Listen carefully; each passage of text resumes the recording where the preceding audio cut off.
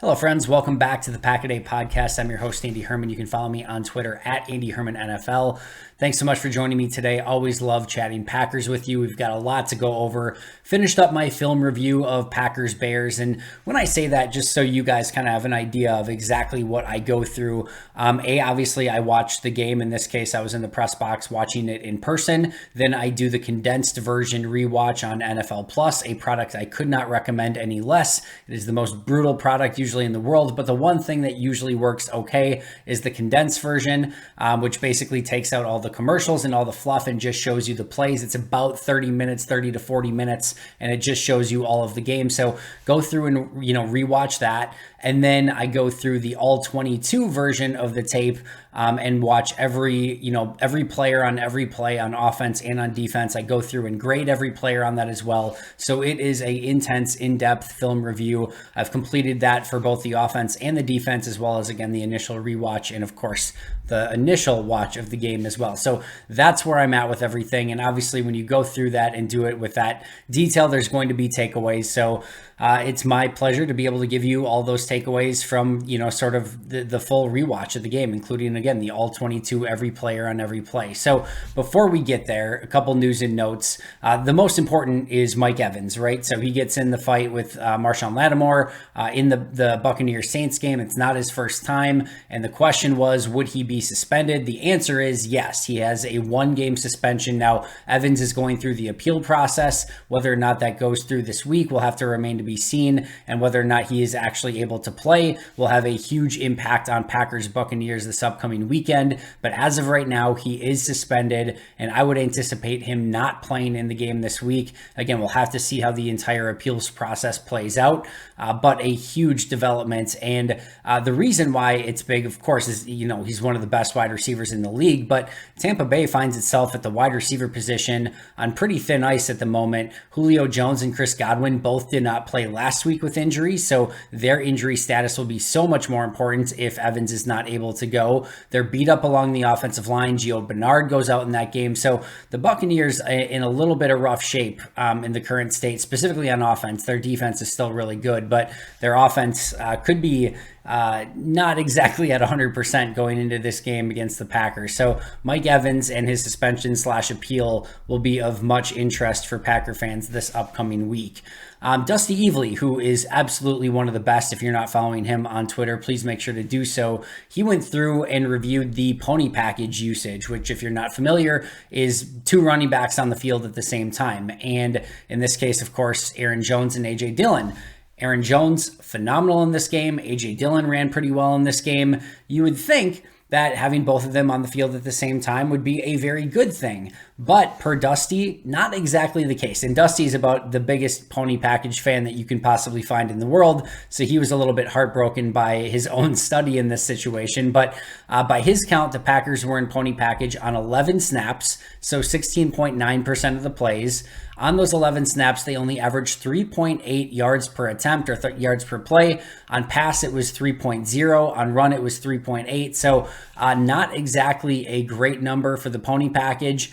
On non-pony snaps, they averaged 7.5. So, basically almost double, per attempt. So a big difference there. On pass, 10.2, and on run, 5.7. So we would think Jones, great, Dillon, great, Jones plus Dillon would even be better. In this situation, it's 1-game sample, only 11 snaps, so tough to glean too much from that. And we did see the touchdown on it, so it's not like it was this brutal package for Green Bay. But overall, not the success I think that most of us would have expected coming out of that package. And it's definitely something that they're going to have to kind of keep, I think working on and just kind of tweaking as the season goes along, not the efficiency, I'll say, from that. So that's per Dusty Evely. Again, make sure to follow him if you are not already.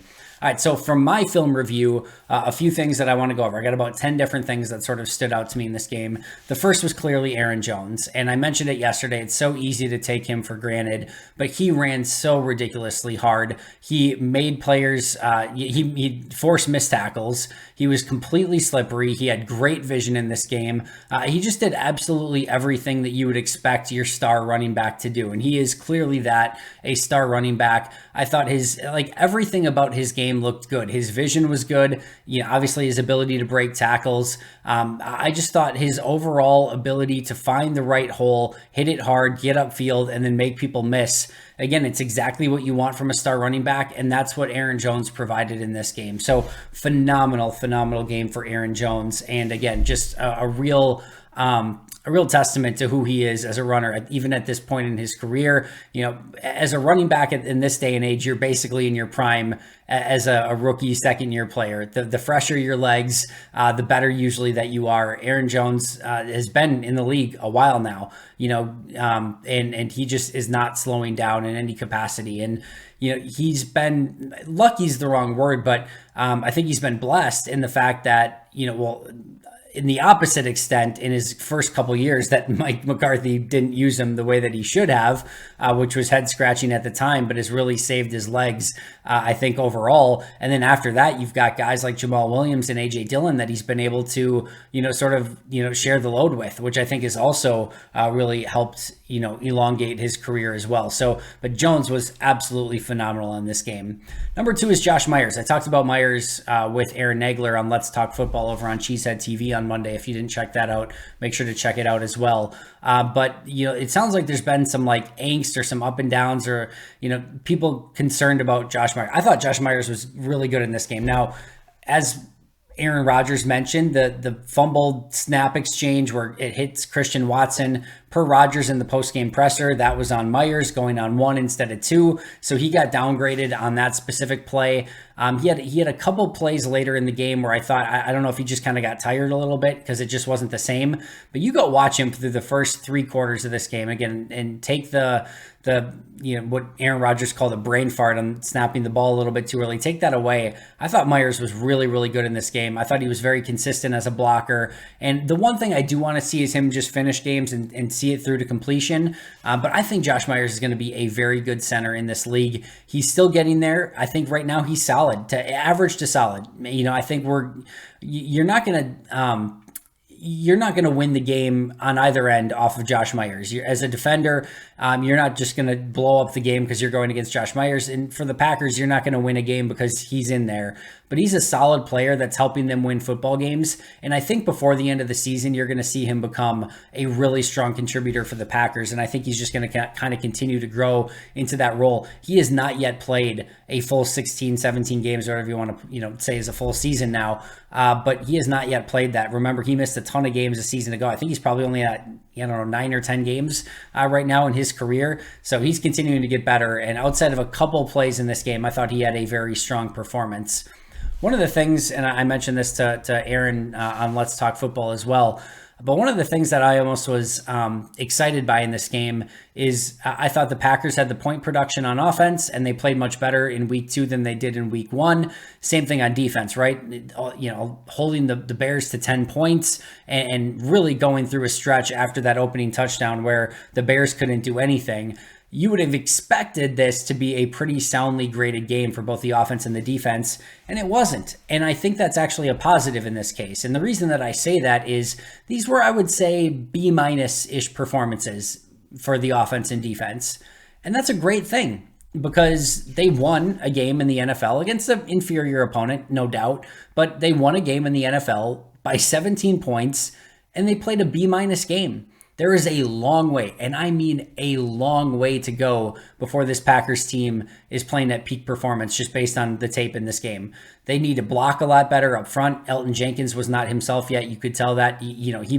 He did a great job in getting through that game and having his first game back and working the rust off, but he was nowhere near himself. Royce Newman still struggled in this game. There were some up and downs by the rest of the offensive line. I just don't think that they were on all cylinders on offense. And Aaron Rodgers basically mentioned that. Rodgers didn't play his best game. He was up and down as well. There's a lot of points that they left on, out there that I think they're going to be able to capitalize on in games in the future. On defense, it was tackling, right? I actually felt like overall the communication was much better. I thought the talent was there. You saw some of the flash plays, and they shut down this Bears offense at the end of the day, only 10 points. But if the tackling would have been better, I mean, this might sound like hyperbole. Like, I don't think the Bears get to 150, 100, maybe even 125 yards if they tackled well in that game. Like, legitimately. The only thing they had going was David Montgomery and his ability to break tackles and get in space.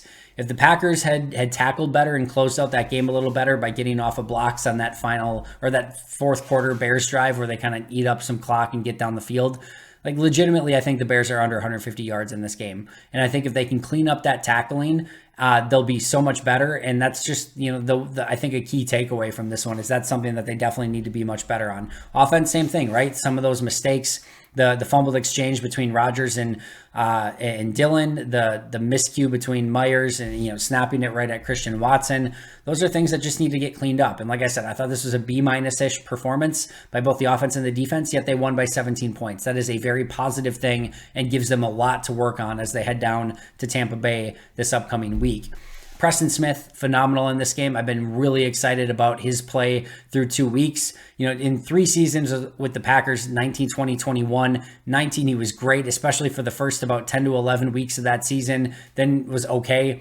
20, he was not good at all, quite frankly. 21, I thought he had a really nice season. And anytime you have that, right, these up and down stretches from a player, it's fair to wonder, all right, what is he going to be this year? Is he going to be the 2019 version, really, really good? Is he going to be the 2021, pretty, good to solid to, showing some real flashes, or 2020 where he was basically bad? And so far, really impressed by Preston Smith. He looks like 2019 Preston Smith to me through the first 2 games.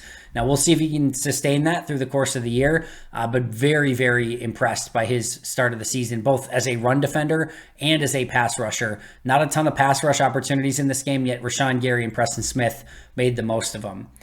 Darnell Savage, I don't know what to make of Darnell Savage at this point. I think he just is who he is. Another rough tackling performance by Darnell Savage. One play where he comes up on David Montgomery and needs to make, not only needs to make a play, he needs to make the tackle. Like, that is his tackle. He has to make it. He doesn't get a fingertip on David Montgomery. Montgomery just jukes him out, and Savage doesn't touch him. That has to be Savage's play to stop that play dead in its tracks and make the tackle. So it's not like this would have been a play where you're just hoping Savage maybe slows him down a little bit. In that situation, Savage needs to make the tackle, and he didn't touch him. Like, those are things that just have to get cleaned up. And I don't know if he's just not playing with confidence. I don't know if he's just not playing aggressive enough. I'm not sure what it is, but Savage just hasn't been good enough. He wasn't good and as a rookie, there was some accident forgiveness. He had ups and downs. As a sophomore or, second year player, I thought he had a really nice season. Last year, I thought was bad. He was one of my lowest graded players. And I really thought and I really hoped that he was going to come back and have a bounce back year. And there's a lot of time left, no question about it. But this was a rough performance by Savage, and my lowest graded defender in this game. And he needs to be a better tackler and a better safety on the back end to make sure that he's cleaning things up. And if he's not, that's how you're going to get those explosive runs by opposing teams. The safeties are usually the ones that have the ability to make it. You're like, all right, you get by the first line of defense, but the safeties can make it so that's a 7 or 8 yard run instead of a 25, 30, 35 plus yard run. So those guys need to be better, and specifically in this case, Darnell Savage. Kenny Clark, man among boys, once again. As Kenny Clark goes, usually the defense goes. Not as good of a performance as he had against Minnesota, but still really, really impressive in the center of the defense. Set everyone else up for success. Had some really impressive plays. Ben Fennell on Twitter posted a Reggie White hump move from Kenny Clark. He's just playing a very, very impressive brand of football right now. And if I were a center or just an opposing offensive lineman, you don't want to see Kenny across from you. And he just had a second impressive performance through 2 weeks. Jonathan Garvin, I don't get it. I flat out don't get it. And he was my lowest graded, Packer a season ago. I actually thought he showed some flashes in extremely limited playing time as a rookie. But it was brutal a season ago. And then they bring him back. He didn't go to some of the mini camps and OTAs. We don't know why, so he could have had a great excuse. But I thought that was going to be sort of all right, he didn't show up to those. And, in training camp, I didn't think there was anything that separated any of these edge rushers. I fully expected them just to go in a different direction and maybe try, Kobe Jones or somebody else and just give him a chance. Garvin played rough in week 1 against Minnesota in, I don't know, maybe 10, 12 snaps, somewhere around there.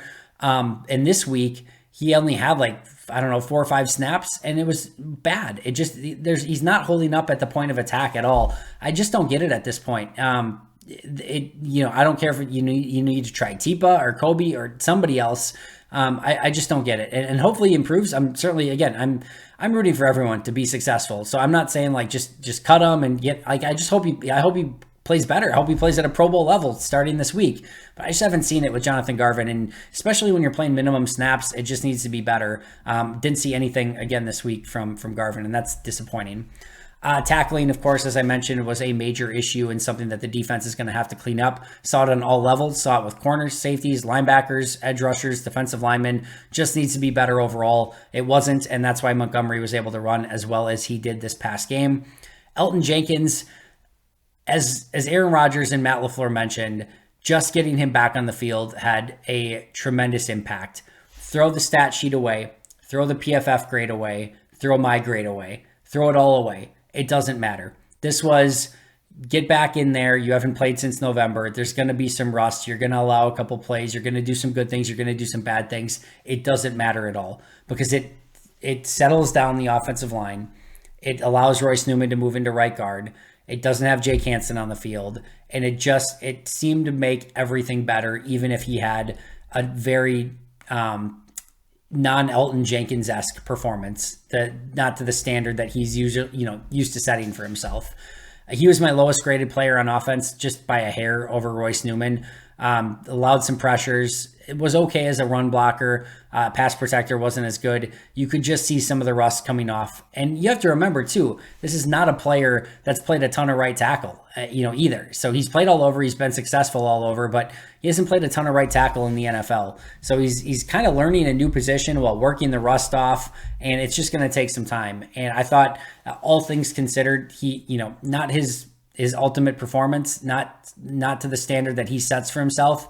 Throw it all out the window. He got the rust off, got better as the game went along, and he's going to be just fine. And it was so amazing to see Elgton back out there. And then number 10, Royce Newman.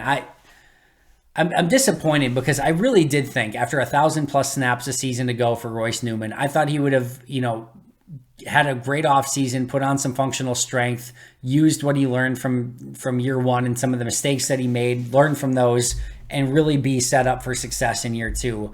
I haven't seen that yet. Now he's had to play right tackle, right guard, sort of cross-train at those 2 positions all offseason. So maybe if he can just settle in at right guard, that will help him. And we'll see this week if, knowing now that he's just going to be at right guard and probably not having to cross-train quite as much at right tackle. If he could just settle down there, that'd be great. But he was right there with Elgton Jenkins. I thought he had a tough game again. Just some strength issues, just not holding up at the point of attack. And it's one thing if he was just like this extremely technical player and you can maybe live with some of the strength issues, but like he's not technically sound in most cases. Like that's something that he still needs to work on. He doesn't have the high end strength. Like there's a lot of work to do. And I don't know. I'm intrigued to see what they end up doing. I think Newman's going to be there for the long haul this season. Again, he played 1,000+ snaps a season ago, but man, at some point it would seem to me if I were coaching, which thankfully I'm not, that you would want to try Zach Tom there at some point. And I just thought this was another tough performance for Royce Newman. And like I said, semi-disappointed in that because I really thought he was going to be improved in year 2. And so far that has not been the case. My top 3 graded players on offense this week: Aaron Jones with a plus 1.6 grade, John Runyon Jr. with a plus 0.55 grade, and Sammy Watkins with a plus 0.45 grade. My bottom 3 graded players: Elgton Jenkins, negative 1.0. Like I said, who cares? Throw it out the window. He's going to be just fine. Royce Newman with a negative 0.95, and Romeo Doubs with a negative 0.35. Doubs, the biggest issue was just gaining separation on his one-on-one routes, which I want to see him do just a little bit better job of. Had the really nice screenplay, but that was well blocked. In fact, if you go back and watch that screenplay, man, Green Bay is so close to having that break for a touchdown. Just 2 blocks. I think it was Runyon if he could have got out there. And there's one other one where if you just, like they were there, and if they just execute their blocks, it's a touchdown for Doubs. But just needs to do a little bit better job separating. So Jenkins, Newman, Doubs, my bottom 3 on offense. Top 3 on defense: Preston Smith, 0.85, Kenny Clark, 0.6, and Rashawn Gary, 0.35. So the big names on defense there. Bottom 3 on defense, Darnell Savage with a negative 0.6, Jonathan Garvin with a negative 0.15, and Devondre Campbell with a negative 0.15. Missed tackles, a big issue there for Devondre Campbell. My top 3 players on the season so far, Kenny Clark, Aaron Jones, and A.J. Dillon. My bottom 3 on the season, Royce Newman, Christian Watson, and Jake Hansen. That is going to do it for me today. As always, appreciate you a ton. Please make sure to subscribe if you have not already. Doing this 365 days a year, recording this at 2:35 in the morning as we speak after a full day of tape breakdown and reviewing everything. So again, please subscribe. Appreciate all your support. I'll be right back here tomorrow with an all-new episode. Also, I will be here tomorrow. Pack-A-Day Podcast live, 7 p.m. Central. Tom Grassi, Wes Hodkiewicz is going to be absolutely amazing, so make sure to check that out. And of course, I should have the full Grading the Pack article up on Packer Report at some point on Tuesday. Don't know exactly when yet, but should be up at some point on Tuesday, so make sure to check that out as well. That does it for me, but until next time, and as always, go Pack Go.